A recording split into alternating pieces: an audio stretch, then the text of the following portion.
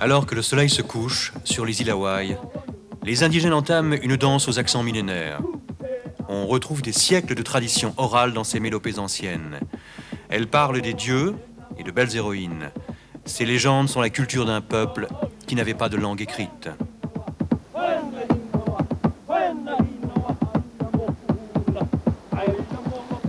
Nos ancêtres étaient polynésiens. C'étaient d'excellents marins. Ils parvinrent à Hawaï en suivant les étoiles. Ils sont arrivés ici après un périple de plus de 3000 kilomètres en pleine mer, sans aucun autre repère, à une époque où les navigateurs européens n'osaient pas quitter des yeux les côtes. Nous savons qu'il y a eu migration vers ces îles, vraisemblablement à partir des Marquises.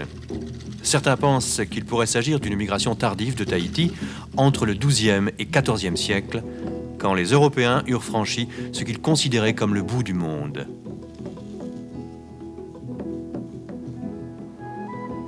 Après plus d'un mois d'épreuves, le premier groupe d'aventuriers arriva en vue de la terre ferme. Ils racontèrent ensuite que ce nouveau continent ressemblait à un homme debout, à l'horizon, avec les bras largement ouverts, en signe de bienvenue. Les Polynésiens avaient découvert un paradis naturel, une terre vierge, où ils allaient s'établir. Leurs légendes, leurs traditions et leur philosophie trouvent toutes leurs origines dans cette rencontre avec la nature.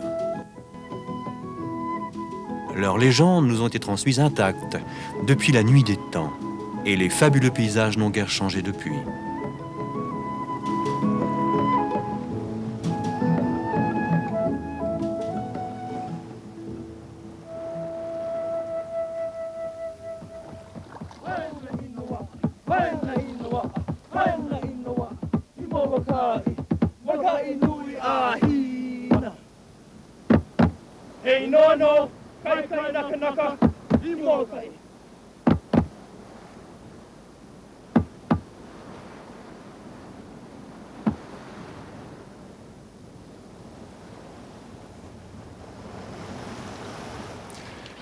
Si l'on en croit l'une de ces légendes, c'est d'abord à Kauai que nos ancêtres polynésiens débarquèrent.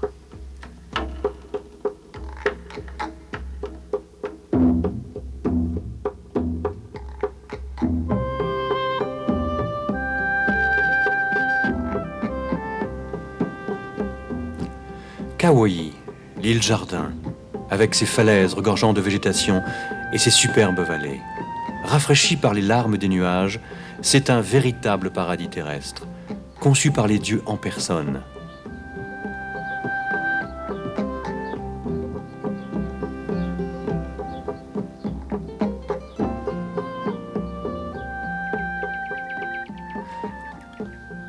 Le domaine des dieux Wailele se dresse au centre de l'île, comme pour barrer la route aux nuages.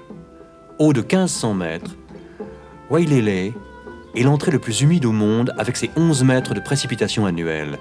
Il donne naissance à des milliers de torrents comme ceci. Ici, partout on rencontre l'eau, bondissant et déferlante de cascade en cascade.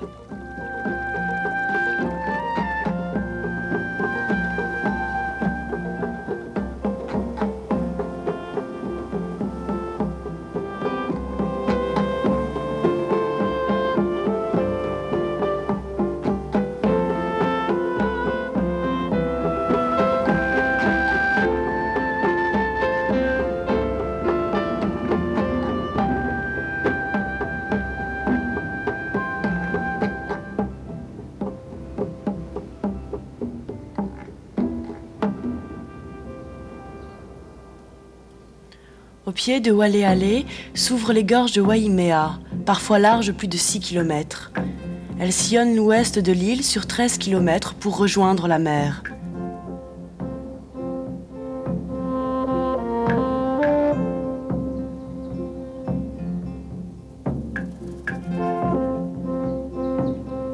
Au fil des heures, le soleil y joue avec sa palette d'ombre et de lumière.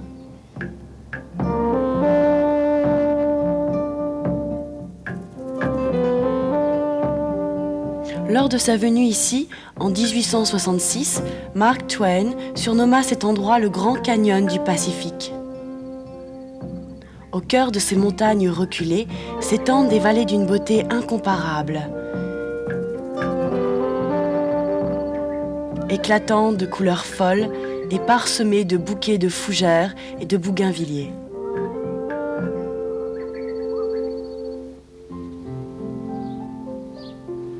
C'est seulement ici à Kauai que l'on trouve cette plante.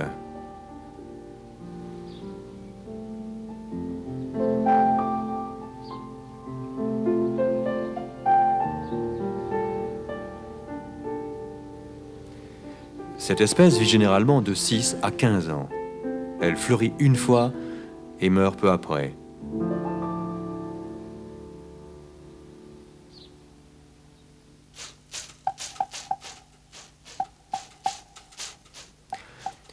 Ce sont les Anglais qui ont amené ici les premières chèvres.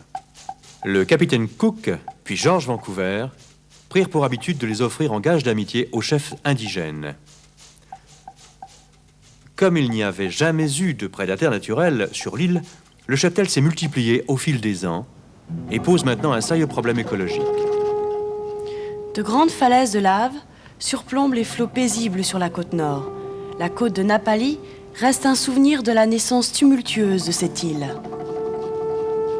Ça et là, des échardes de pierres grises jaillissent du ventre de la terre comme des minarets.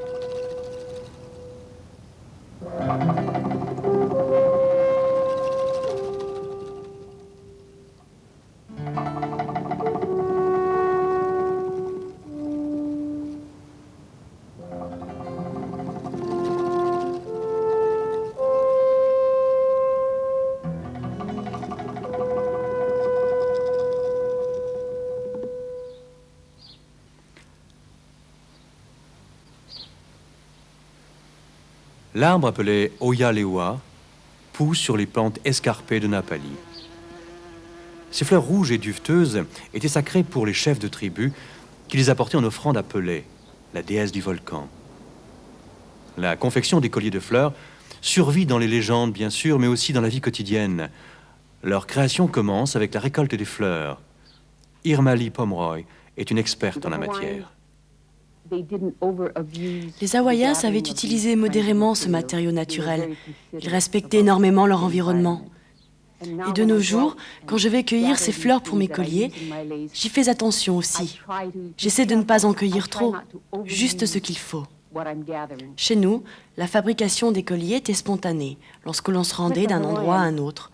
Ceux qui rendaient visite à une famille à l'autre bout de l'île longeaient la plage ou traversaient la forêt. Ils s'arrêtaient en chemin pour ramasser ces petites fleurs pour en faire des colliers.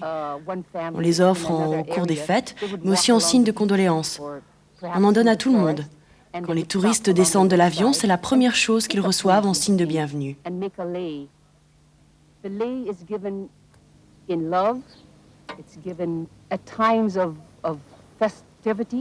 It's given at times of sorrow.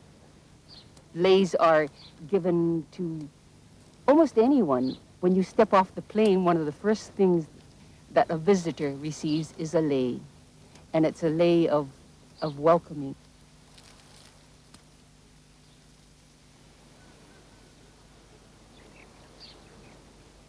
Mon préféré est sans doute celui-ci, qu'on appelle le lei vili. Son nom signifie enrouler et attacher des fleurs et des feuilles. J'aime ces colliers car on peut utiliser toutes sortes de matériaux pour les réaliser. Vous pouvez improviser en les tressant et on peut les porter ouverts ou fermés. On réalise ce lei cuit avec du fil et une aiguille. Les Hawaïens n'avaient pas d'aiguille en métal comme maintenant. Alors ils se servaient d'arêtes de poisson et de la tige d'une feuille de cocotier. C'était leur fil et leur aiguille. Ma mère avait un jardin magnifique. Elle faisait un collier pour mon père tous les matins. Il le mettait autour de son chapeau. Elle lui en tressait un nouveau tous les jours, avec amour.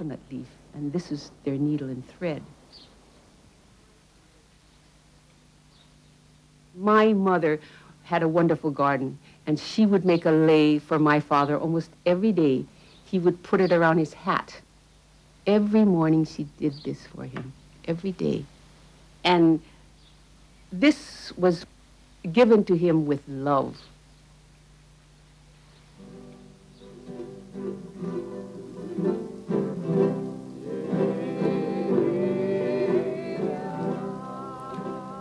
C'est aussi l'amour qui fait remonter la rivière au bateau comme celui-ci.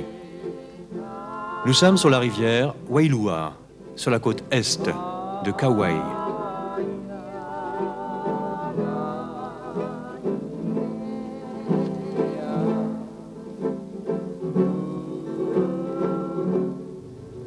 La rivière conduit jusqu'à un endroit légendaire bien connu des amoureux.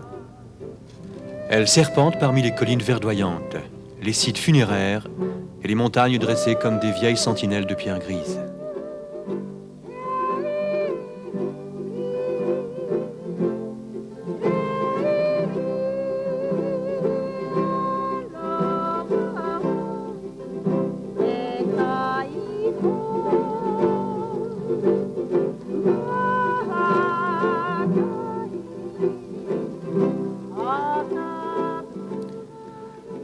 En amont, on débarque à la grotte de Fern.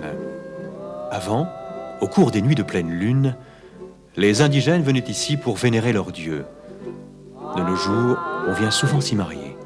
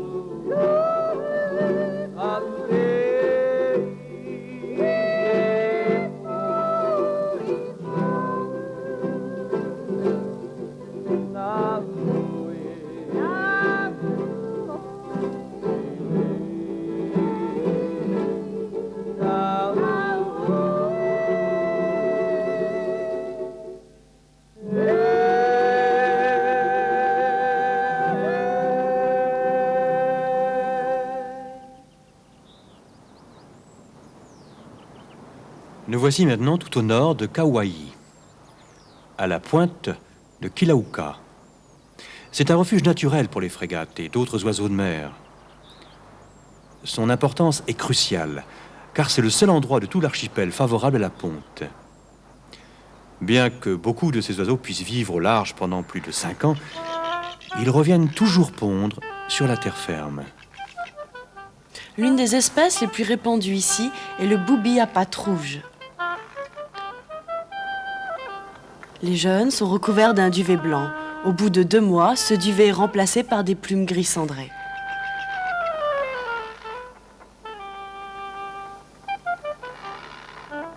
Trois ans plus tard, leur plumage redevient définitivement blanc.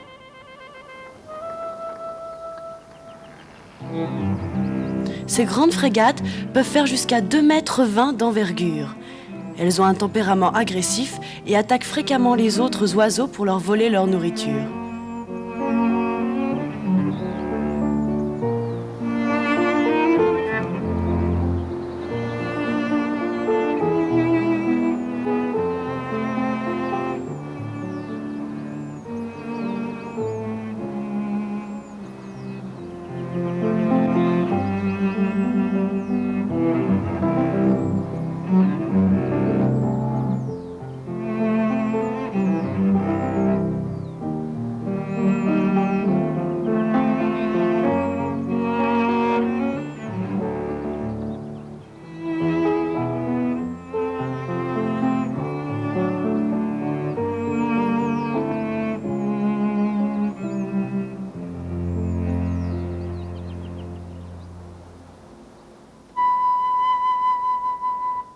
Le koaekea, ou oiseau des tropiques à queue blanche, est reconnaissable aux longues plumes de sa queue. Les Hawaïens ont raffolé au point de les attacher en haut de leur mât de cérémonie.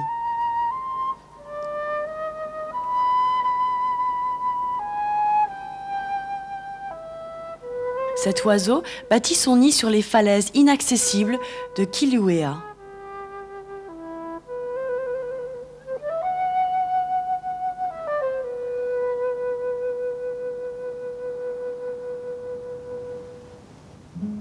Le vieux phare se dresse encore au sommet des falaises de Kilauea.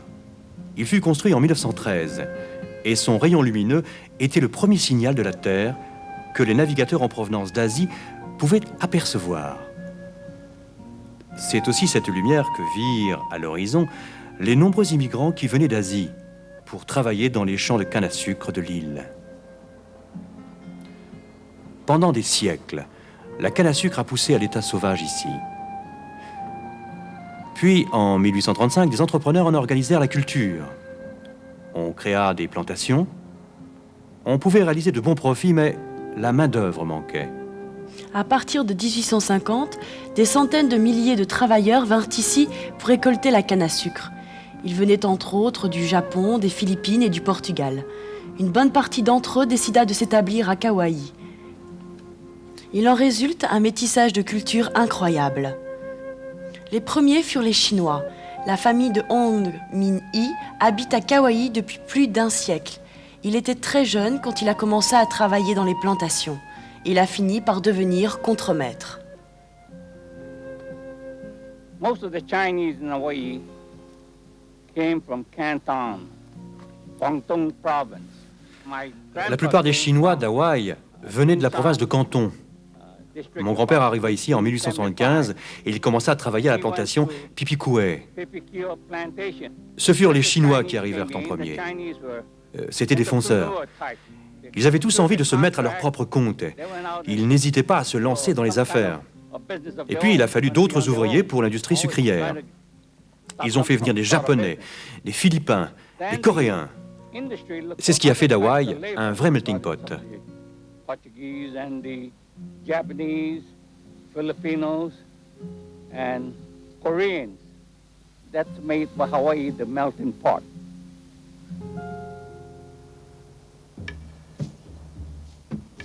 L'économie de Kauai doit tout au sucre depuis 1835, mais avant cela, on y cultivait déjà le taro. Il poussait dans la vallée particulièrement fertile de Hanalei, tout au nord de l'île.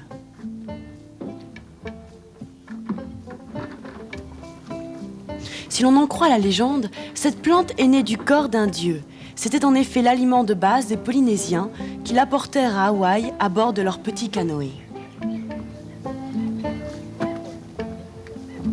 Une fois cuite, pilée et pétrie, la farine de taro qui a levé devient le poi. Après la moisson, la tige feuillue est mise de côté afin d'être replantée. C'est ainsi que l'on obtiendra une nouvelle récolte.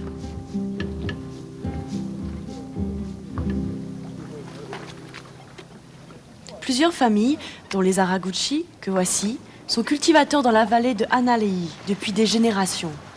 Ils utilisent toujours ce type de charrue rudimentaire.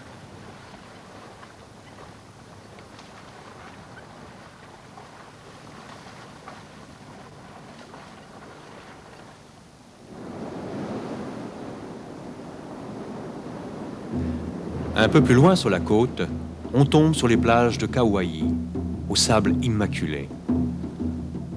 Elles ont fait les beaux jours d'Hollywood.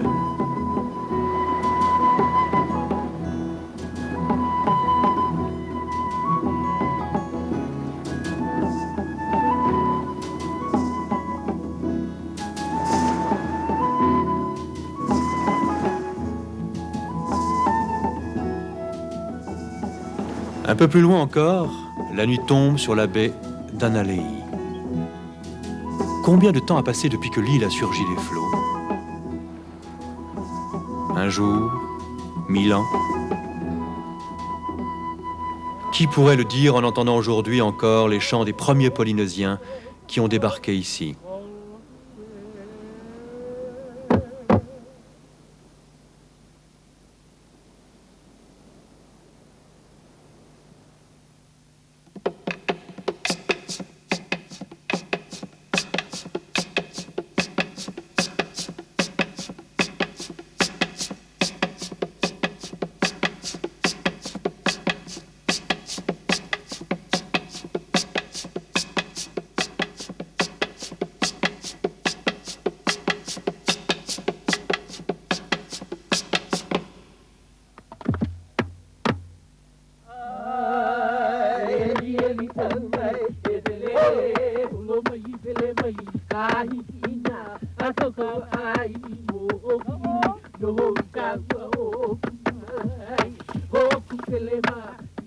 Cette danse raconte l'histoire de Pélé, la déesse du feu, qui vivait sur une autre île de Polynésie. Elle rêvait de découvrir de nouvelles terres.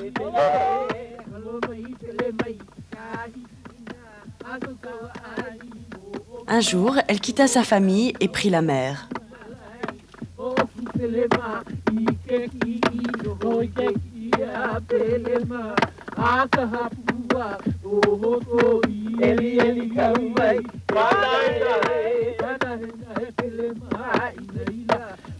Après avoir parcouru les océans, elle débarqua à Kauai, mais l'île était si humide que partout où elle essayait de faire un feu, il mourait aussitôt.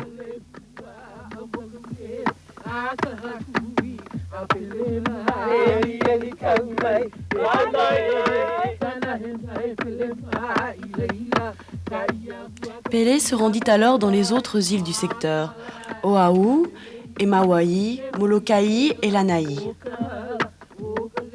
Mais à chaque fois qu'elle y commençait un feu, les petites flammes s'éteignaient immédiatement.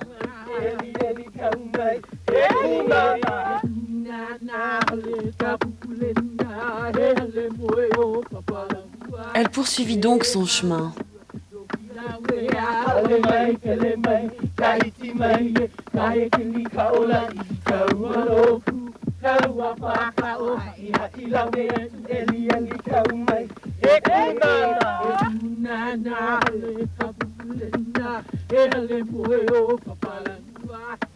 Puis un jour, enfin, elle acheva sa quête lorsqu'elle s'installa sur l'île d'Hawaï, au cœur même d'un volcan indomptable, le Kilauea.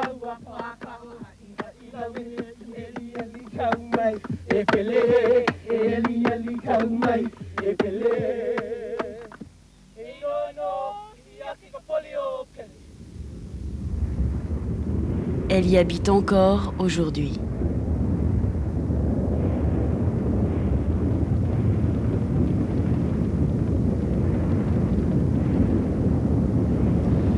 La mythologie hawaïenne regorge de légendes qui racontent les colères terrifiantes de la déesse Pélé. On dit que lorsqu'on l'offensait, elle massacrait ses ennemis en les bombardant de feu et de lave brûlante. C'est ainsi que les îles avoisinantes auraient vu le jour.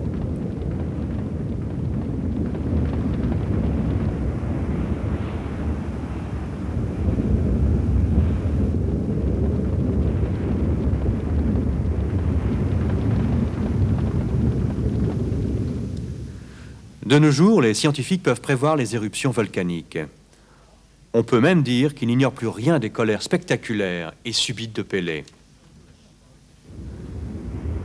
Leur estimation permet aussi de sauver de nombreuses vies humaines. Ainsi, en 1983 et 1984, quand ces maisons furent détruites par des torrents de lave, leurs habitants avaient pu être évacués in extremis. En 1986, Pélé se fraya un chemin jusqu'à la mer en semant la destruction sur son passage. Une étude approfondie de ces éruptions permet de mieux comprendre comment les îles hawaïennes se sont formées. La Terre possède un noyau central entouré d'un autre noyau. Ils ont à eux deux un diamètre de 6400 km. Le noyau supérieur a une épaisseur d'environ 2800 km. Il est lui-même recouvert d'une croûte relativement fine, puisqu'elle n'a qu'entre 8 et 80 km d'épaisseur. Il n'est pas rare que des matières en fusion, en provenance des entrailles de la Terre, s'accumulent sous l'écorce terrestre. La pression monte alors au cœur du magma, sous la surface de la Terre. Quand cette pression dépasse la capacité de résistance de l'écorce terrestre, les gaz, la lave et diverses roches en fusion se retrouvent propulsées dans l'atmosphère, quelquefois jusqu'à 650 mètres de haut. Et des rivières de lave déferlent alors des flancs du volcan qui s'est ainsi formé. En ce qui concerne les îles Hawaï, l'activité volcanique a commencé sous le fond de l'océan il y a une quarantaine de millions d'années. Lors de chaque éruption, la lave s'échappait des fissures et des crevasses et elle a fini par former des montagnes qui, un jour, émergèrent des flots. Cette reconstitution explique comment une île se forme. Mais qu'en est-il pour tout un archipel? Les scientifiques penchent pour la théorie selon laquelle la Terre serait constituée d'une série de plaques mobiles appelées plaques tectoniques. Elles ont en moyenne 80 km d'épaisseur et on peut dire qu'elles flottent à la surface de la Terre. Ces plaques bougent bien sûr très lentement. La plaque Pacifique se déplace d'environ 10 cm par an. Parfois, de la lave s'en échappe et l'éruption donne naissance à une nouvelle île. Étant donné que ces plaques sont perpétuellement en mouvement, ce processus se répète.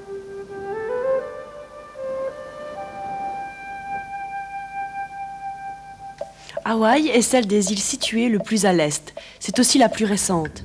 Elle n'a pas encore fini sa croissance. Depuis 1983, le volcan Kilauea a été en éruption permanente. Avec chaque éruption, Hawaï grandit un peu plus. Ainsi, en 1960, une coulée de lave s'est jetée dans l'océan et nous a rapprochés de 1500 mètres de la Californie. C'est en général ainsi que nos îles s'agrandissent.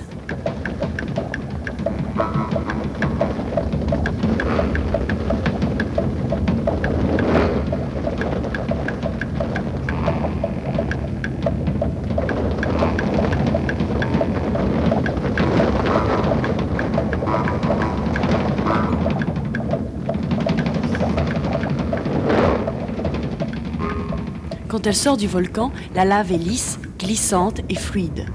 On l'appelle alors Paoe-Oe. Et elle peut causer de terribles destructions. Au fur et à mesure de sa progression, elle perd en gaz et en chaleur. C'est alors qu'elle devient progressivement plus épaisse, compacte et lourde. Elle est un peu moins dangereuse et on l'appelle AA. Juste après une éruption volcanique, tout n'est que désolation.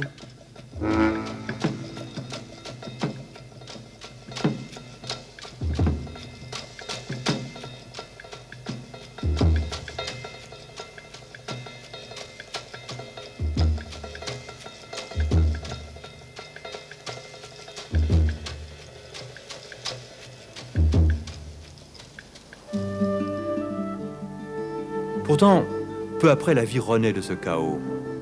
Les champs de lave sont riches comme de l'engrais, et dès que la lave a refroidi, la nature reprend ses droits.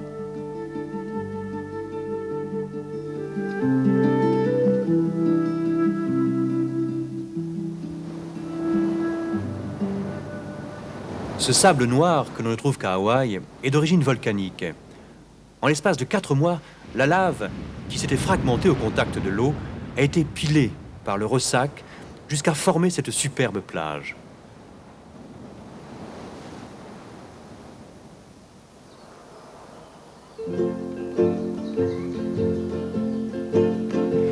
Non loin de là se trouve la plus grande ville de la grande île. Hilo est blotti dans sa baie.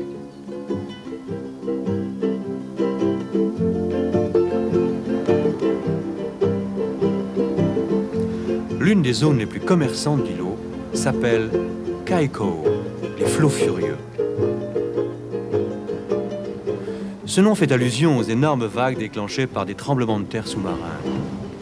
Elles déferlent parfois sur la ville et celle de 1960, haute de 10 mètres, a bien failli tout détruire sur son passage.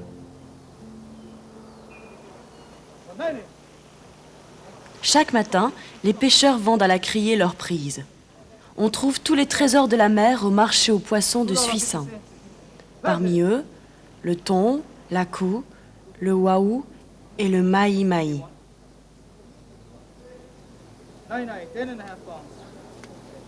Le marché fournit en poissons les restaurants et les commerces locaux.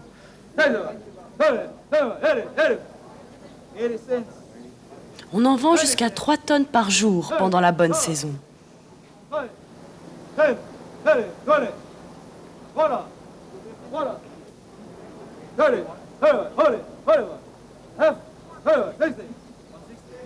En fin de matinée, la pêche du matin est déjà prête à être cuisinée pour le repas du soir par un cordon bleu.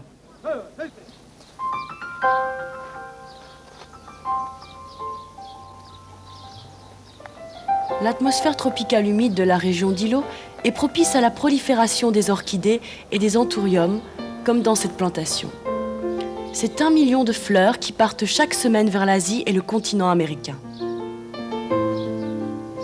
L'anthurium est la fleur hawaïenne la plus appréciée, car une fois coupée, elle peut tenir jusqu'à 3 semaines. Les pétales en forme de cœur vont du blanc au rouge vif en passant par l'orange. Il existe une variété infinie d'orchidées. Cette espèce incroyable permet tous les croisements. 25 000 sortes d'orchidées différentes ont été répertoriées à ce jour.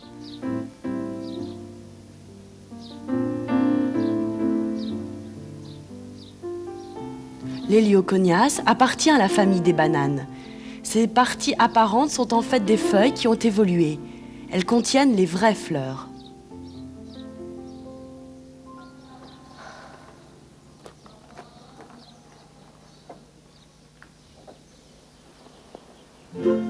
Voici les vergers de macadamia dans les collines qui bordent la mer près d'Ilo. Ces noisettes délicieuses sont la spécialité de l'île. Les premiers plants de macadamia ont été apportés d'Australie en 1881. Une fois recouvertes de chocolat, ces noisettes deviennent une friandise connue dans le monde entier.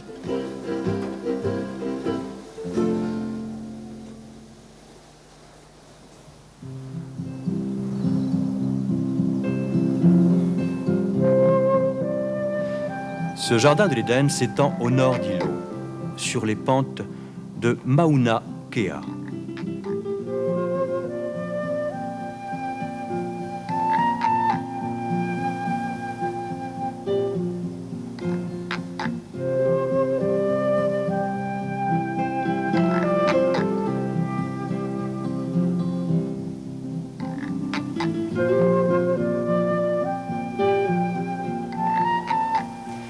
Ici, tout n'est que beauté sauvage et splendeur tropicale. Les alizés se chargent d'apporter les nuages gorgés de pluie. Les chutes d'Akaka atteignent 140 mètres de haut.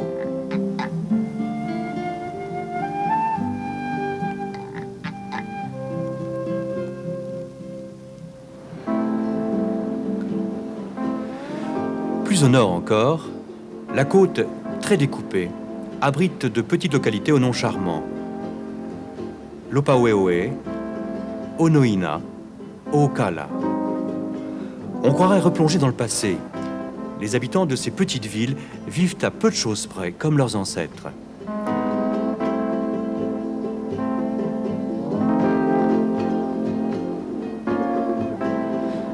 Pratiquement personne n'habite sur la côte près de Waipo Valley. Ici, le temps semble figé.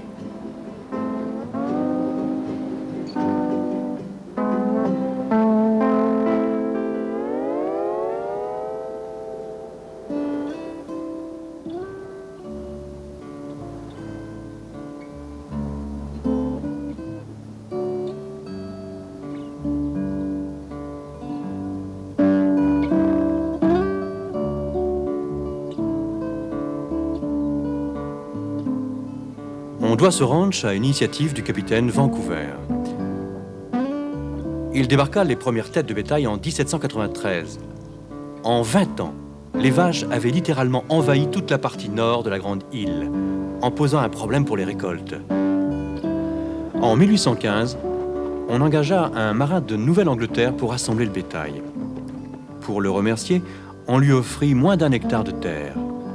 C'était le début de ce qui est maintenant l'une des plus grandes dynasties d'éleveurs des USA, avec leurs 120 000 hectares. Voilà 6 générations que leurs descendants continuent d'exploiter le ranch d'Hawaï.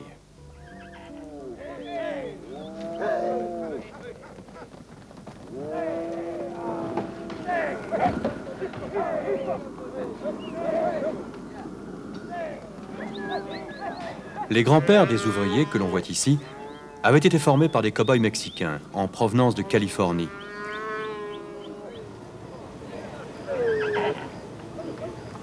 Les cow-boys hawaïens décidèrent de s'appeler Pañuelos, les Espagnols. Ils portent encore ce nom avec fierté aujourd'hui.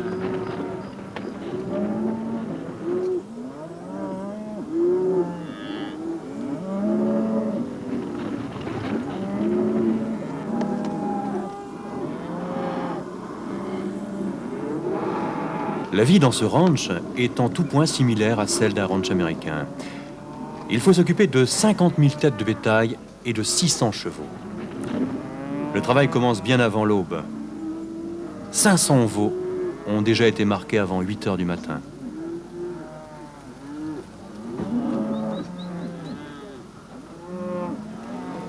Les Mexicains qui ont appris à ces pañolos comment attraper le bétail au lasso pour le marquer sont repartis depuis longtemps. Mais ils ont laissé derrière eux leur guitare. Les Hawaïens ont adapté cet instrument à leur musique. Ils en ont abaissé la tonalité et ont donc passablement desserré les cordes de leurs nouveaux instruments. L'un des plus grands compositeurs hawaïens est sans doute Raymond Canet.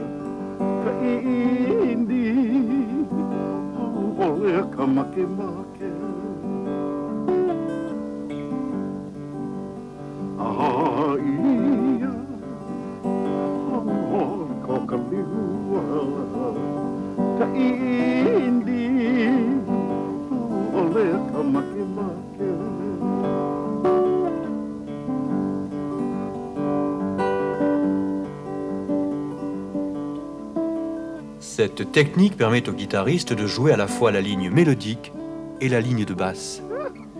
C'est une technique typiquement hawaïenne et elle donne ce son caractéristique.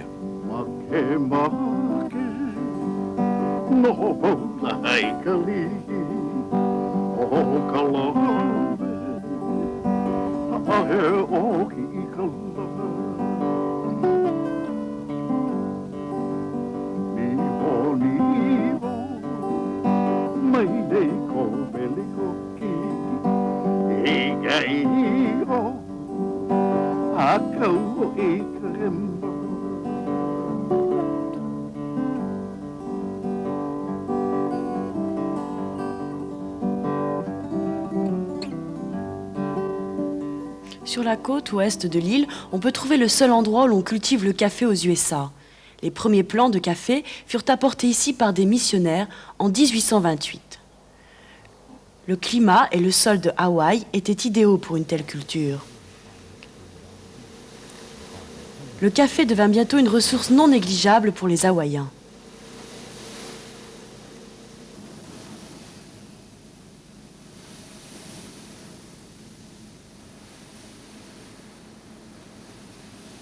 De nos jours, on cultive aussi le café dans les îles environnantes, mais le café de Kona reste l'un des meilleurs au monde.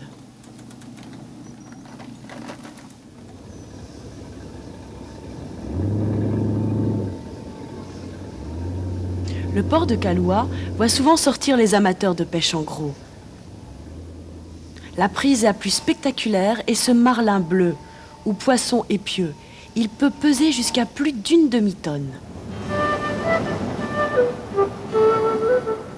C'est dans la baie de Kealakekua que le célèbre capitaine Cook jeta l'ancre au retour d'une expédition à Hawaï. Cet explorateur anglais avait découvert ces îles l'année précédente. Il les avait baptisées îles Sandwich, en hommage au comte du même nom. Ces parcelles de terre perdues au cœur du vaste océan Pacifique furent les dernières découvertes importantes faites par les Européens. Au cours de sa seconde visite, le capitaine et un chef local eurent une violente dispute au sujet d'une chaloupe qui avait disparu. Une escarmouche éclata au cours de laquelle plusieurs indigènes et des marins anglais trouvèrent la mort. Parmi eux, le capitaine Cook, l'homme qui avait ouvert les îles Hawaï à la colonisation européenne. Au sud de Kealakekua, une langue de terre pointe en direction de Hawaiki, la patrie légendaire. C'est ici qu'on trouve la plus grande des terres d'asile, comme les appelaient les Polynésiens. Les Hawaïens gouvernaient à l'aide d'une série de règles sacrées appelées kapu. Par exemple, les femmes n'avaient pas le droit de manger en compagnie des hommes. Personne n'avait le droit de laisser son ombre passer sur la hutte d'un chef à part lui. Et celui qui transgressait ces lois était puni de mort. La seule façon d'échapper au châtiment était de s'enfuir et d'aller chercher refuge sur l'une des terres d'asile. Le fugitif devait parfois nager sur plusieurs kilomètres pour échapper à ses poursuivants. Mais dès qu'il avait franchi les portes sacrées du sanctuaire, le grand prêtre ou Kauna pouvait l'absoudre.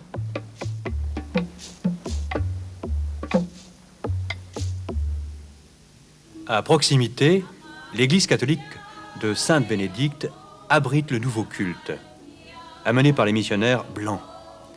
Construite par un pasteur belge à la fin du XIXe siècle, l'église est toujours en service actuellement. Les premiers missionnaires d'Hawaï arrivèrent à Kona en 1820. Ils avaient parcouru des milliers de kilomètres depuis Boston pour venir convertir les Hawaïens au protestantisme. Ils apportèrent aux habitants de l'île une religion et un mode de vie qui leur étaient étrangers. Ne parlant pas la langue des indigènes, les missionnaires eurent souvent recours à des images peintes sur le mur de leurs églises pour communiquer leur ferveur religieuse. Then you give us the peace and the unity of your kingdom, where you live forever and ever. Amen. And may the peace of our Lord Jesus always be with you. Les missionnaires un peu trop zélés s'efforcèrent d'effacer certains éléments de la culture hawaïenne. Mais aujourd'hui, l'Église reconnaît l'importance de celle-ci, ce qui donne lieu à un intéressant mélange d'influences.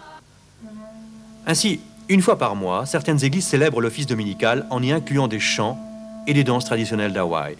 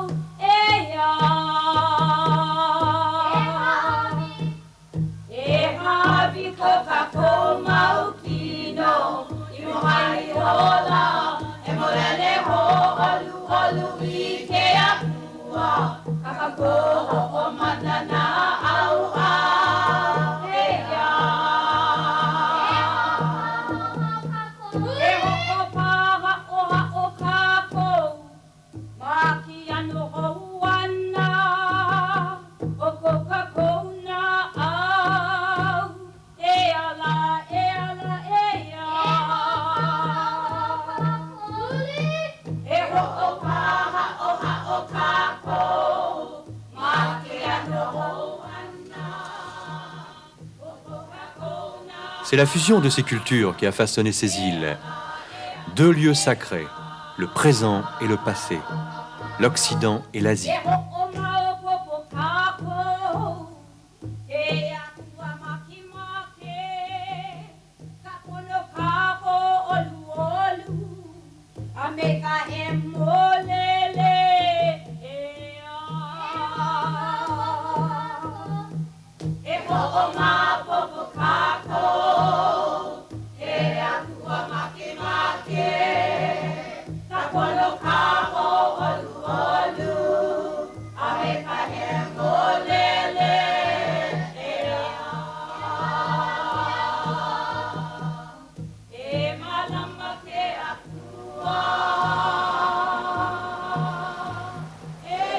Depuis le premier navigateur polynésien jusqu'à ce soleil sans cesse renaissant.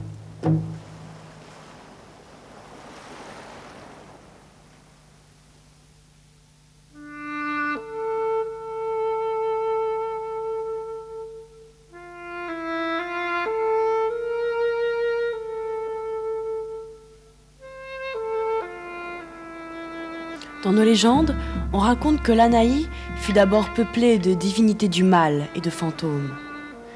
C'est pourquoi cette île restait déserte, alors que les gens s'installaient sur toutes les autres îles environnantes. Un jour, le roi de Maui envoya son neveu ici pour chasser les démons. La nuit, il se cachait dans une grotte et il les pourchassait pendant la journée. Bientôt, tous les esprits malfaisants eurent quitté Lanai et des gens s'y établirent sans crainte.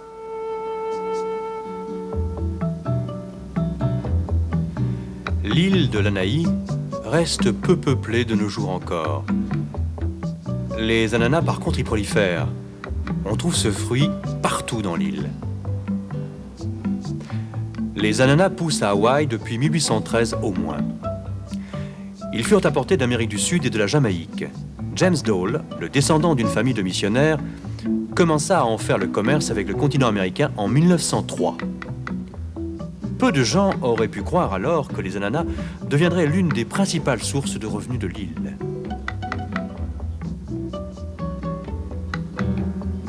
En 1922, la compagnie des ananas hawaïennes de Dole racheta les parts de la compagnie fermière de l'Anaï pour un peu plus d'1 million de dollars.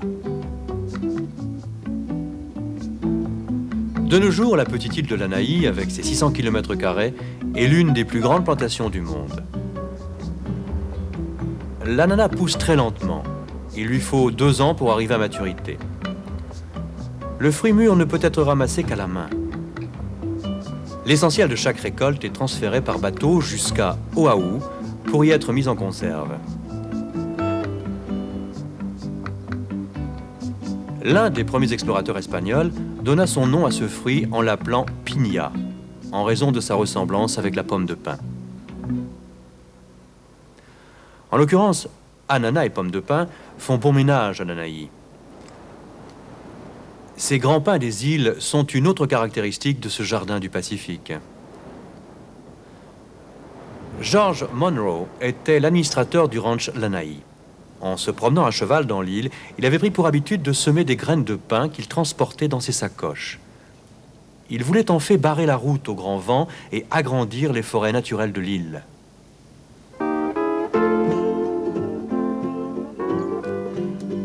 La baie de Manele et la plage de Ulopoe sont situées sur la côte est de l'Anaï. Les eaux paisibles de la baie en font un port de mouillage idéal pour les bateaux de plaisance. La plage d'Ulopoe est l'une des plus belles de l'île. Et comme peu de touristes viennent jusque-là, ce sont les indigènes qui, pour une fois, en font leur plage favorite.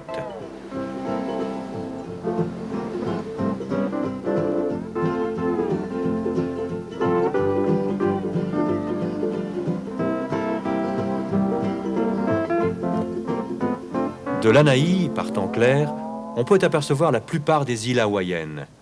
Au nord, on voit se dessiner les contours de Molokai, l'une des plus reposantes.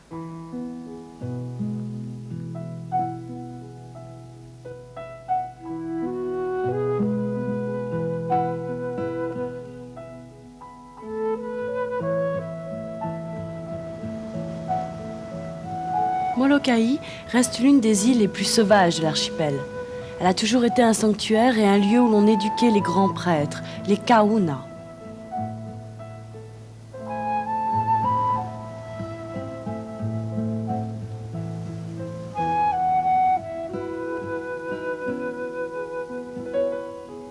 La côte de Pali est l'une des plus découpées au monde.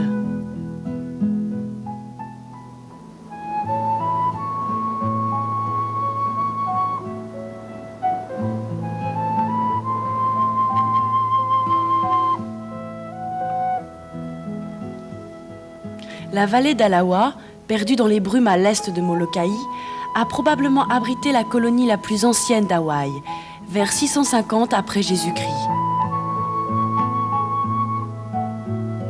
Cette vallée fertile était auparavant peuplée de fermiers qui cultivaient le taro. En 1946, un raz-de-marée inonda complètement la vallée. Elle y déposa des résidus salins qui anéantirent tout espoir de culture.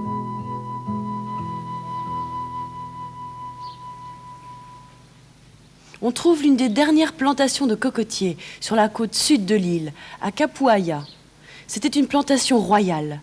Plantée au milieu du 19e siècle, elle a contenu jusqu'à 1 millier d'arbres et était réservée exclusivement aux rois.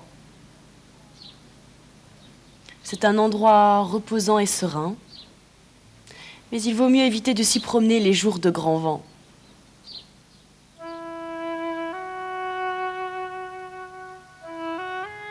La minuscule église Saint-Joseph a été construite par le père Damien, un pasteur belge qui était devenu une légende de son vivant, déjà à Hawaï. Il vint à Molokai avec la vocation de s'occuper des lépreux. Personne ne sait quand cette terrible maladie a fait son apparition dans l'île, mais en 1860, elle prit la forme d'une redoutable épidémie. Le gouvernement décida alors de mettre les lépreux en quarantaine. Les contaminés étaient amenés par bateau à Kalaupapa, une péninsule isolée sur la côte nord de Molokai. Une seule échappatoire pour eux, la mort. Les malades habitaient dans des grottes et des huttes de fortune, sans soins médicaux et mal nourris, dans une tristesse indescriptible, jusqu'à l'arrivée du père Damien en 1873. Le père Damien n'a pas seulement soulagé la douleur physique des lépreux, il leur a aussi apporté l'espoir. Aujourd'hui, les visiteurs ont accès à Kalaupapa. Bien que l'on puisse s'y rendre à bord d'un petit avion de tourisme, l'itinéraire le plus prisé est un sentier muletier, accroché à ces montagnes escarpées sur 4 kilomètres. Ces falaises renforçaient l'exclusion et le bannissement des lépreux. Bonjour, messieurs, dames, et bienvenue pour cette promenade en mule. Je m'appelle Yupo et je fais partie des muletiers qui vont vous accompagner aujourd'hui. Je vais vous expliquer un peu ce que vous allez faire et voir. Kalaupapa fait environ 4 km sur 3. Elle est habitée par 130 personnes environ et 93 d'entre elles sont des malades qui habitent encore ici. Les autres sont des employés de l'État et le personnel de l'hôpital. Ce sont les seules personnes autorisées à vivre à Kalaupapa, personne d'autre. Le site le plus visité à Kalaupapa est l'église Sainte-Philomène, construite par le père Damien. C'est devenu un monument à sa vie, son dévouement et son sacrifice. En effet, il est mort de cette maladie en 1889 et il est enterré ici, juste à côté de l'église. Richard Marx est le shérif honorifique de Kalaupapa. Il fait aussi visiter la ville aux touristes. C'est aussi le fils et le petit-fils de lépreux, et il souffre lui-même de cette maladie. Le père Damien est venu ici après s'être rendu compte du problème créé par la lèpre à Hawaï. Il s'occupait d'une paroisse sur la grande île et quelqu'un lui a demandé un jour « Pourquoi vous tracassez-vous pour ces lépreux ?» Et il répondit avec beaucoup d'à-propos « Pourquoi notre Seigneur Jésus-Christ se tracassait-il pour eux ?» Cette réponse résume parfaitement son dévouement.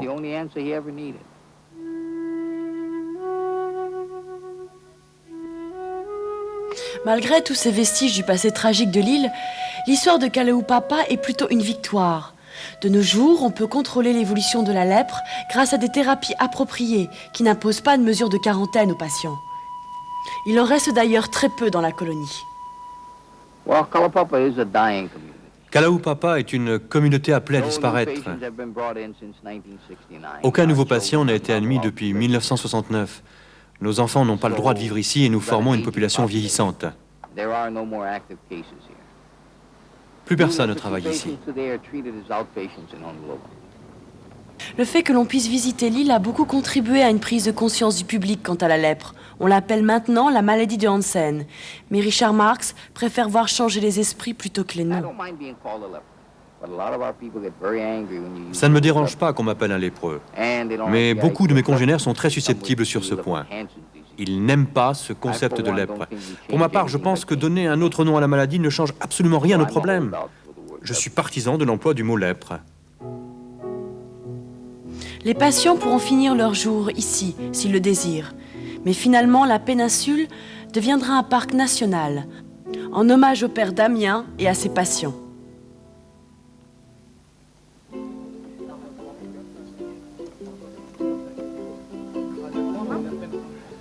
Sur Molokai, près de 50% des habitants sont de souche hawaïenne. 3000 en fait, sur un total de 6700 personnes.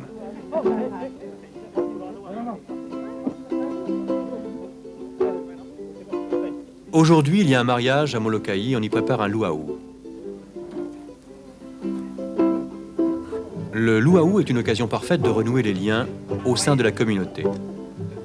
La plupart des habitants de Molokai se connaissent et beaucoup sont parents. Mais il faut un événement comme celui-ci ou une naissance pour les réunir tous. On attend 1000 invités pour cette cérémonie d'aujourd'hui. On organise quotidiennement des luau pour les touristes de passage, mais un authentique luau se fait rare. Les préparatifs commencent longtemps à l'avance.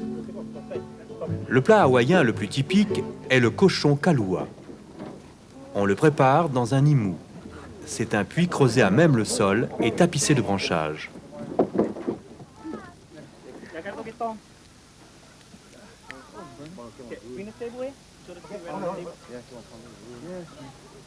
On place le cochon entier au fond du trou avec des pierres volcaniques chauffées. Le cochon mijote alors pendant plusieurs heures.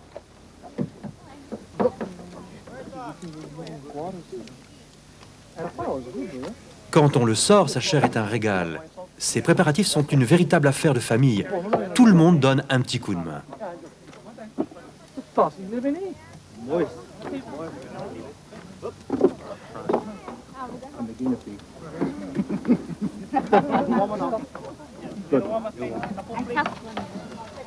Un repas traditionnel hawaïen n'est pas complet s'il n'est pas accompagné de poi, ce pain presque liquide.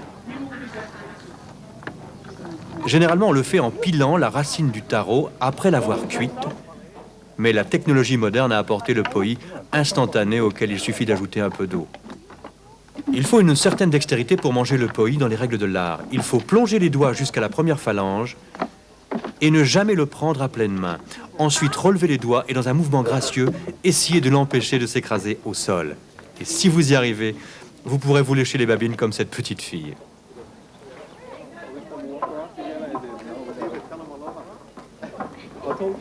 Une fois que le couple de mariés et leurs proches arrivent, on bénit la nourriture et les réjouissances peuvent commencer.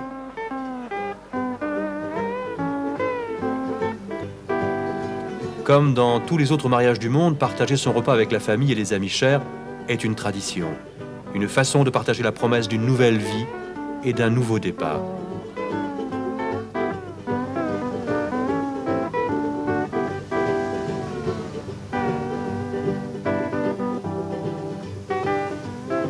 Molokaʻi a toujours été un havre de beauté où l'on respecte avec attachement les liens du sang et les coutumes anciennes.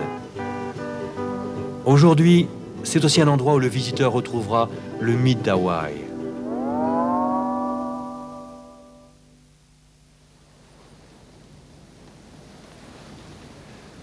Maui est situé à 15 km au sud-est de Molokaʻi.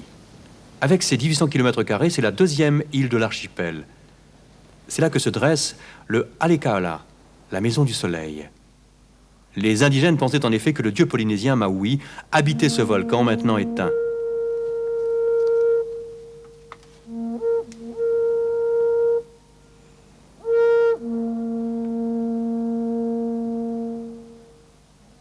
Maui est le héros le plus sympathique de la mythologie hawaïenne. Quand il est arrivé dans ces îles, il a accompli 3 tâches titanesques. D'abord, il ramena du fond de l'océan les îles de l'archipel dans son filet de pêcheurs. Une autre fois, Maui avait très soif. Il promit à une femme que si elle lui donnait à boire, il soulèverait le ciel pour elle. Elle lui tendit sa gourde et il lança le ciel en l'air. Il s'y trouve encore aujourd'hui. Mais son plus grand exploit fut sans doute le jour où il apprivoisa le soleil. Celui-ci se déplaçait tellement vite dans le ciel que sa mère n'avait pas le temps de faire sécher son pagne, et cela l'ennuyait beaucoup. Il tressa donc une corde solide avec laquelle il dompta le soleil, et lui fit promettre de ralentir son allure pour qu'il fasse jour plus longtemps.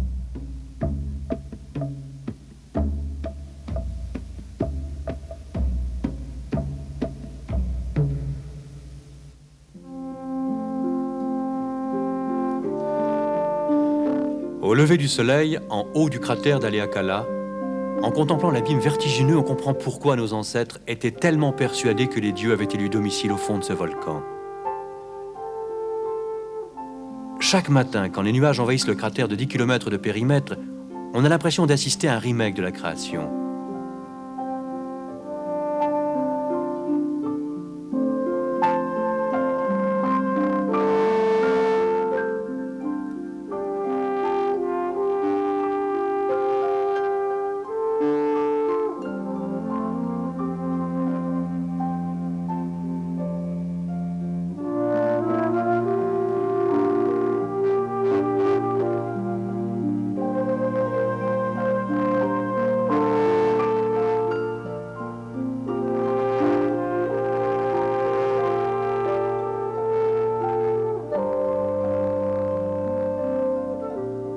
Peu à peu, le soleil pénètre dans le cratère.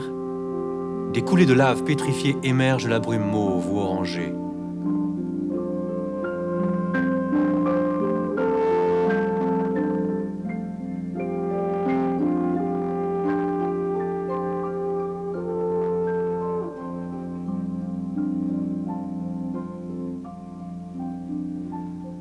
À son retour d'Haleakala, Mark Twain raconta qu'il se sentait comme le dernier homme, abandonné entre ciel et terre, le jour du jugement dernier.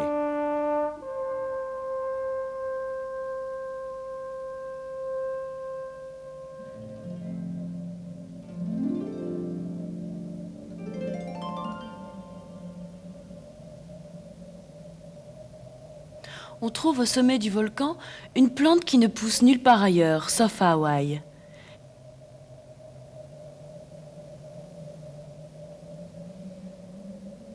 Elle ne fleurit qu'une seule fois dans sa vie, qui peut durer entre 4 et 25 ans.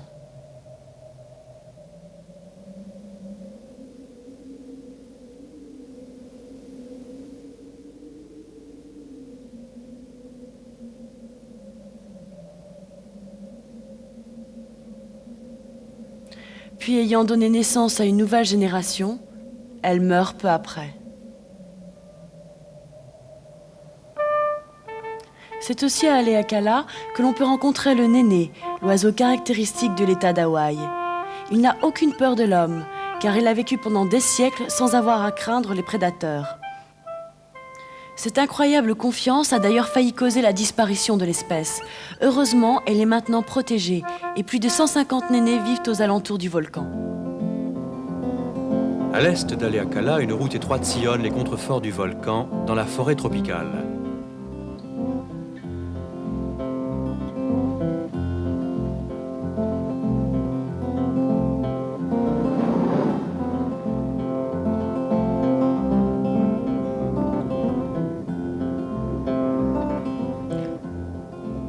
Il faut compter 3 heures de route pour arriver à Anatown.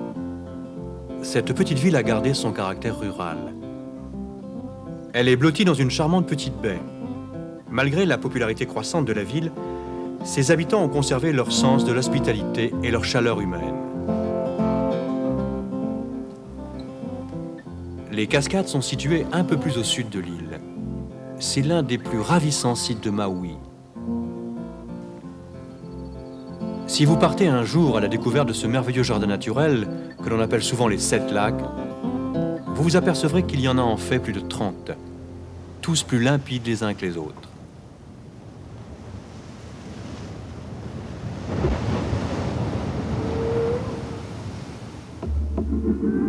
Chaque hiver, les baleines reviennent pour mettre bas. Elles reviennent au large des côtes de Maui après un périple de 4500 km qui les a menées jusqu'en Alaska. Elles séjourneront ici jusqu'en mai.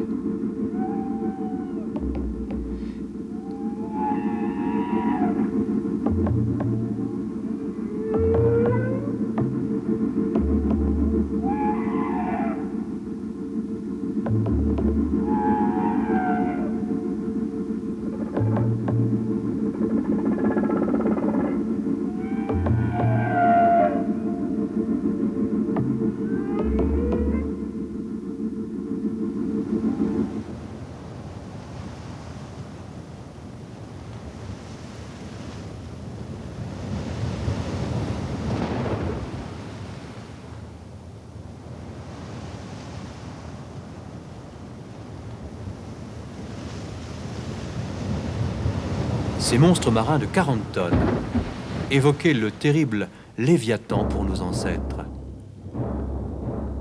Au milieu du 19e siècle, Lahaina devint le port d'attache des baleiniers de la flotte du Pacifique. Après leur longue et éprouvante randonnée en mer, les marins débarquaient en ville pour y trouver du rhum, des femmes et se donner du bon temps.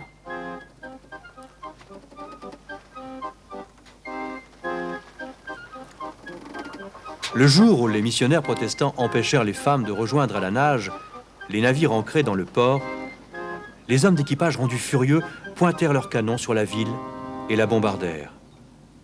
Les autorités locales firent construire un fort pour éviter que de tels incidents ne se reproduisent. On peut encore en visiter les ruines de nos jours. L'auberge des pionniers est un autre vestige du passé tumultueux de la ville. Son règlement intérieur ne laissait planer aucun doute là-dessus quand il stipulait « Ici, vous ne pourrez vous reposer que le jour du Seigneur ». Les grandes chasses à la baleine prirent fin en 1859 quand on découvrit du pétrole en Pennsylvanie. Il remplaça bientôt l'huile de baleine. Et Lahaina n'était déjà plus la capitale du royaume, Honolulu l'avait remplacée. Voici un lieu traditionnel de pèlerinage, la vallée d'Iao, à l'ouest de l'Aina. Cette aiguille de 70 mètres de haut a été dégagée par les eaux de pluie qui a érodé les roches moins résistantes. Seul subsiste le basalte. Plus loin encore, les plages accueillantes de l'ouest de l'île s'égrènent comme autant de perles le long de la côte.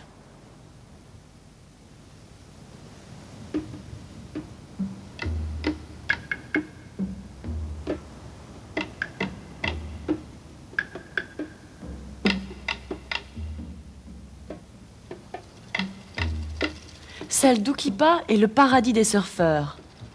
Personne ne sait avec précision quand les Polynésiens ont chevauché les flots pour la première fois.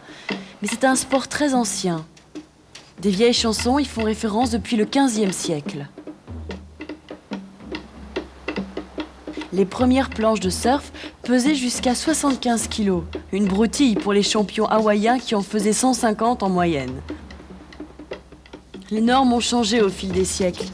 Et qui s'en plaindrait aujourd'hui?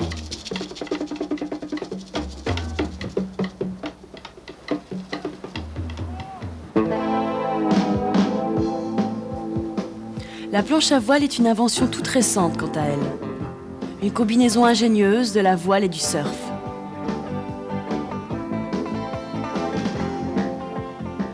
S'il fait bon surfer à Maui, c'est à Oahu que l'on trouve les plus beaux rouleaux. Les baies de Waimea et de Banzai sont d'ores et déjà légendaires chez les surfeurs.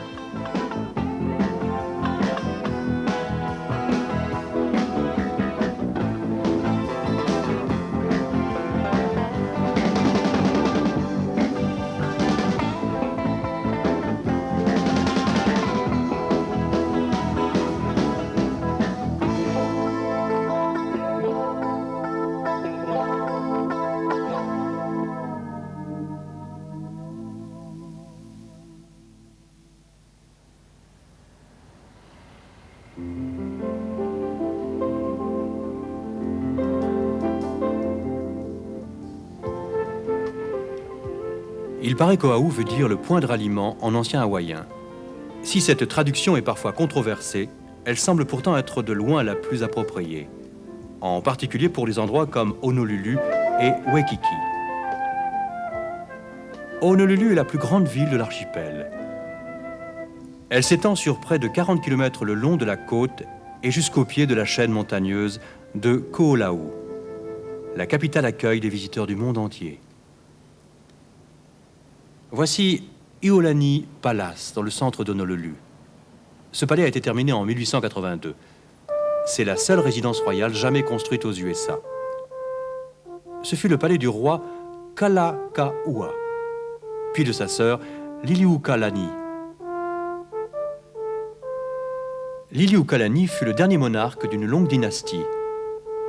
Elle fut détrônée en 1893 par un groupe d'hommes d'affaires américains et européens aidés par un détachement de Marines. La monarchie fut abolie et le mobilier du palais fut presque entièrement vendu aux enchères. Le palais lui-même fut laissé à l'abandon pendant presque un siècle. Après l'avoir totalement restauré, on l'a ouvert aux visiteurs en 1978. La fanfare royale hawaïenne se produit tous les vendredis midi dans ce kiosque du couronnement dans les jardins du palais. Cet orchestre existe depuis 1836 et si la monarchie a disparu, la musique continue.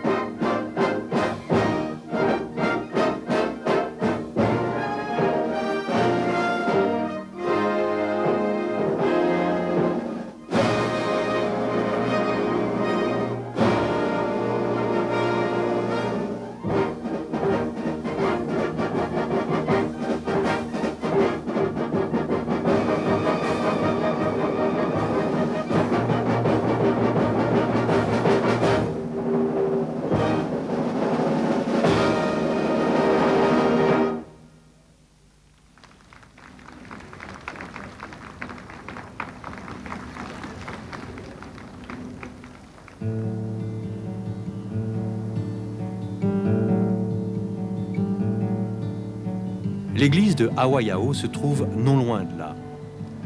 Elle rappelle aux visiteurs le passé religieux de l'île et l'influence des missionnaires. Mais Ali Kalama, qui est en fonction ici, est aussi une couturière experte. Ces couvertures appelées kilt en anglais sont un héritage des missionnaires protestants américains. Leurs femmes apprenaient aux Hawaïennes à coudre ensemble ces morceaux de tissu. Les Hawaïennes étaient très habiles et ne mirent pas longtemps à créer leurs propres motifs.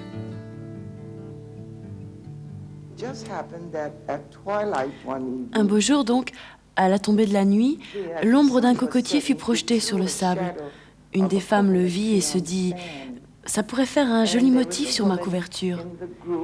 Et elle découpa donc un morceau de tissu de cette forme dans une toile que les femmes des missionnaires leur avaient donnée.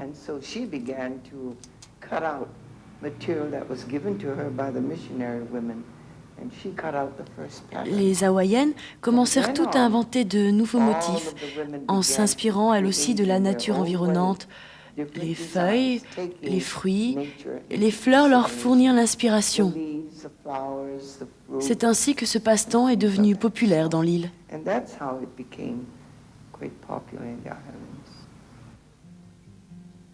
Il y a eu récemment un intérêt renouvelé pour cette forme d'expression artistique. Un art qui s'inspire des trésors naturels des îles Hawaï.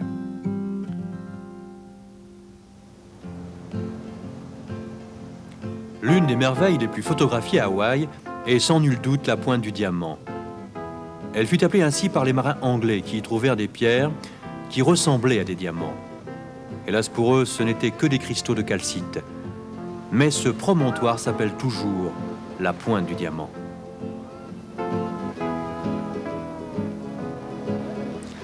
La nature a tout mis en œuvre pour faire de Waikiki le centre de loisirs du Pacifique. Ce croissant de sable fin s'étend juste au pied de la pointe du diamant. Auparavant, c'était une résidence royale. Mais Waikiki, c'est aussi bien plus qu'une jolie plage. La nuit, Waikiki devient un monde exubérant de vitrines et de terrasses, de jardins et de néons. Un monde animé, débridé et souriant.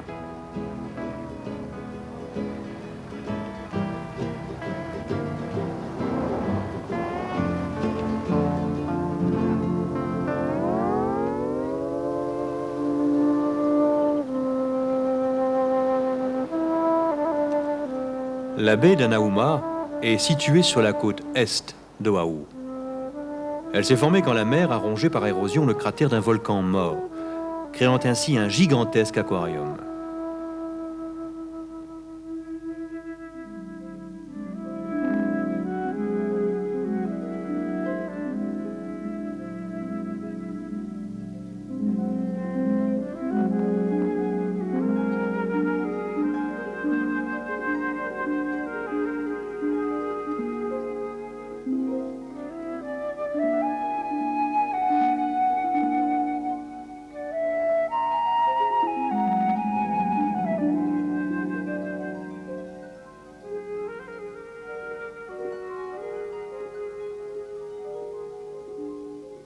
Ces poissons tropicaux s'y trouvent très à l'aise.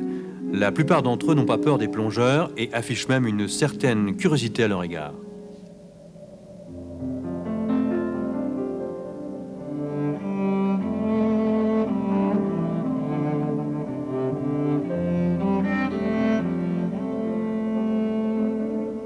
Ces maîtres du vent s'en donnent à cœur joie près des falaises de Makapu, au nord d'Anuama.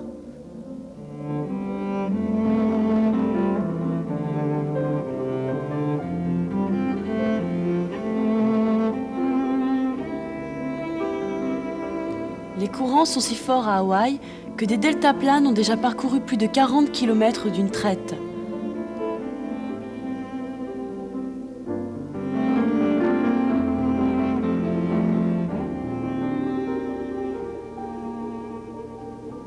Et un casse-cou est resté ainsi en vol pendant 34 heures.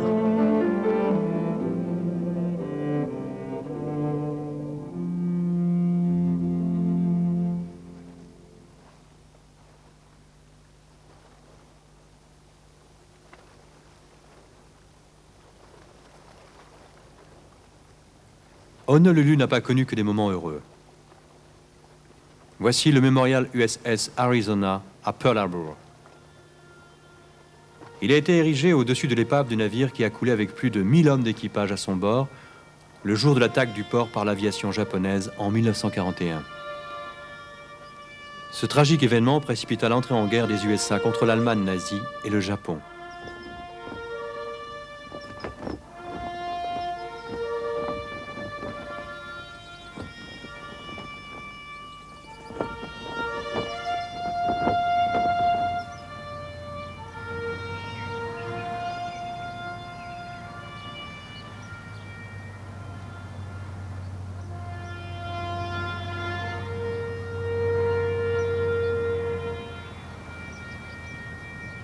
Nous voici maintenant au cimetière national du Pacifique.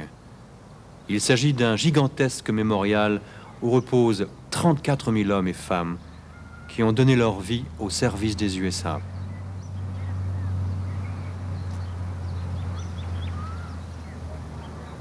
Le jour du souvenir, les familles viennent rendre hommage à leurs disparus. Les Hawaïens prénomment ce cratère Ehueana, la colline du sacrifice. C'était un nom approprié lors de son ouverture et ça l'est encore aujourd'hui. Car la colline du sacrifice sera jamais un autel sacré dédié aux aspirations les plus profondes de l'humanité. C'est un endroit où nous venons régulièrement renouveler notre engagement au service d'un monde juste et bon pour l'ensemble des hommes. Ici, à Ehuana, les petits fanions et les noms gravés dans le marbre nous rappellent le lourd tribut payé par les Américains depuis plus de 200 ans pour défendre la paix, la liberté et l'égalité.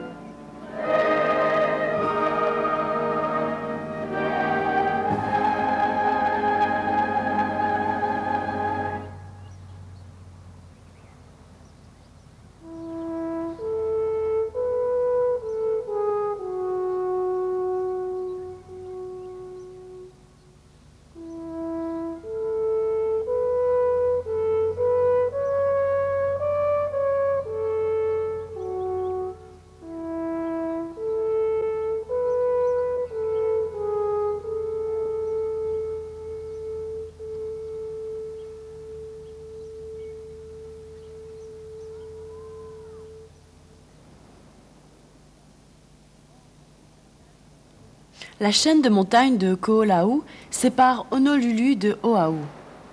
Ici, près des falaises de Nunuanu-Pali, on raconte les histoires d'autres guerriers tombés au combat, il y a des siècles de cela. Les légendes parlent des défilés nocturnes, des esprits d'une grande armée décimée ici même.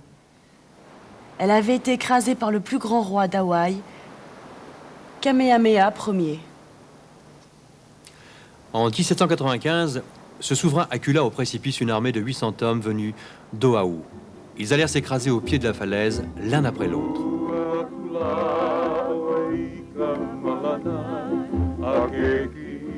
Le peuple d'Hawaï rend encore hommage à la mémoire de Kamehameha, presque 200 ans après sa mort. On raconte encore des légendes sur ce grand roi. On a adapté de vieilles chansons traditionnelles qui parlent de lui.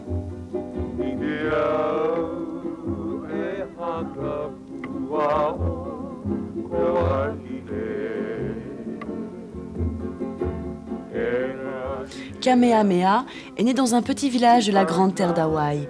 C'était par une nuit de tempête et une étrange étoile suivie d'une traînée blanche traversa le ciel en direction de l'ouest.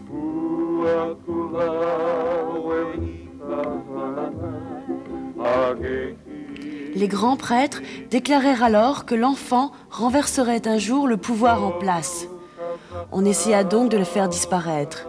Mais comme Moïse, le bébé fut caché dans un panier et il survécut.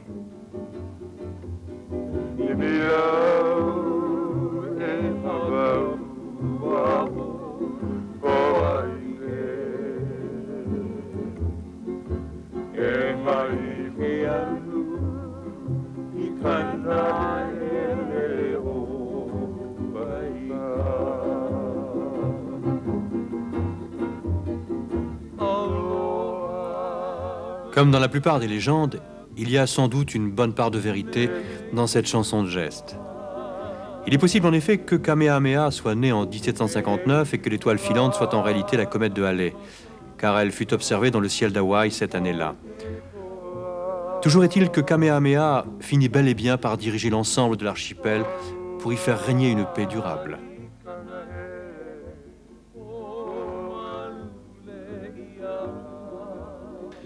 Chaque année, en juin, les habitants de l'Honolulu rendent hommage dans un grand festival au grand roi qui leur a apporté la paix et l'unité. Sa statue est ornée d'énormes couronnes de plumérias et d'orchidées. Ses lais sont constitués de plus de 20 000 fleurs tressées.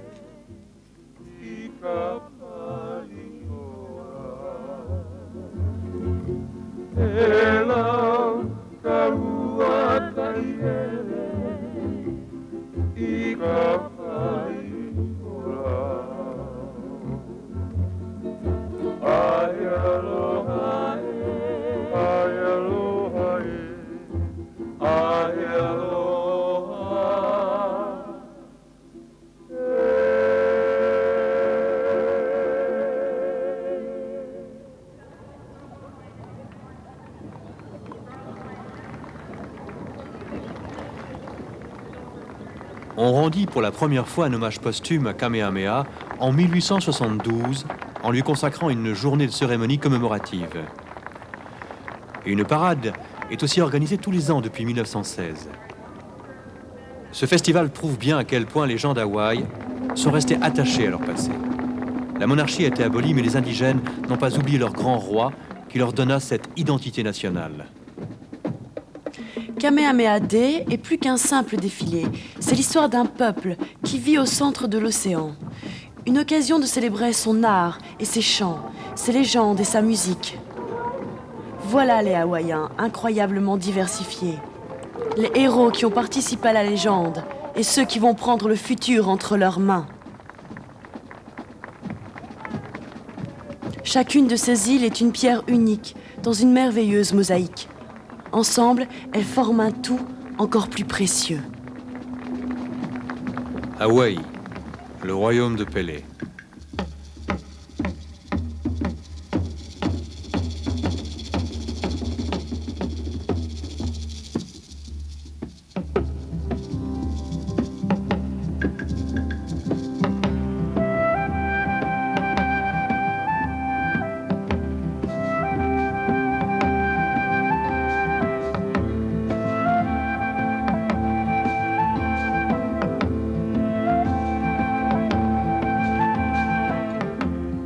Maui et sa maison du soleil.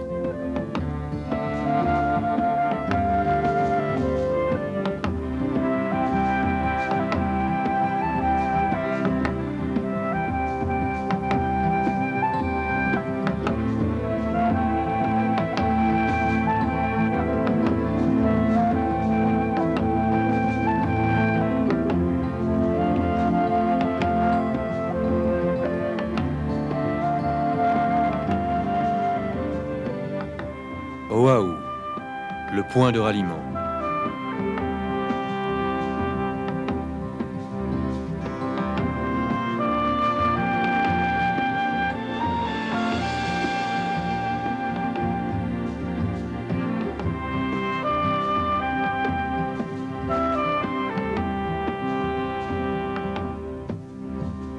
Lanai, l'île de l'ananas.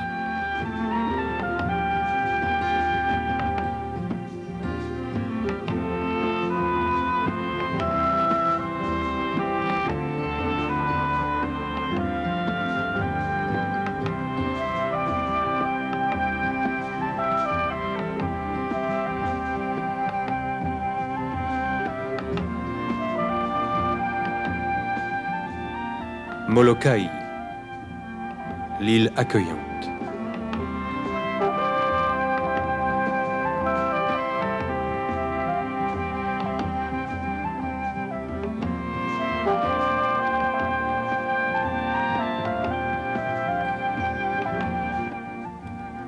Kauai, le jardin du Pacifique.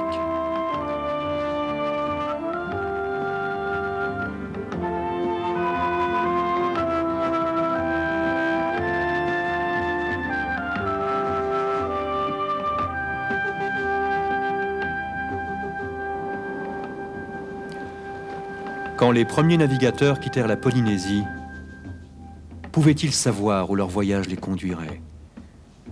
Que les étoiles les guideraient jusqu'à Hawaï. Hawaï, paradis des USA.